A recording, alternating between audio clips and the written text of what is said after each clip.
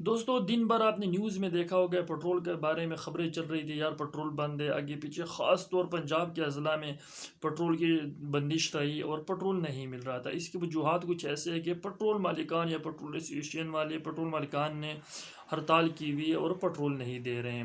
اس پر وزیر مملکت برائے پیٹرولیم مصدق ملک صاحب نے ایک پریس کانفرنس کی اور انہوں نے ان کو خوب دھمکیاں لگیں، لیکن ان کی دھمکیاں کسی کام نہیں ہے۔ انہوں نے کہا کہ آپ ہم لائسنس منسوخ کر دیں گے، یہ کر دیں گے، وہ کر دیں گے، اور ان کے بقول ان کا کہنا تھا کہ اس وقت ملک میں 20 سے 30 دن کا پیٹرول موجود ہے۔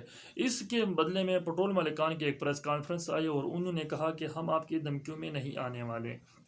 تو دوستو اب ہوگا کیا؟ وہ کیا چاہتے ہیں؟ وہ یہ چاہتے ہیں کہ 30 سے 50 روپے پیٹرول کی قیمتوں میں پر لیٹر اضافہ کی جائے، جو اس وقت حکومت نہیں کر رہی ہے۔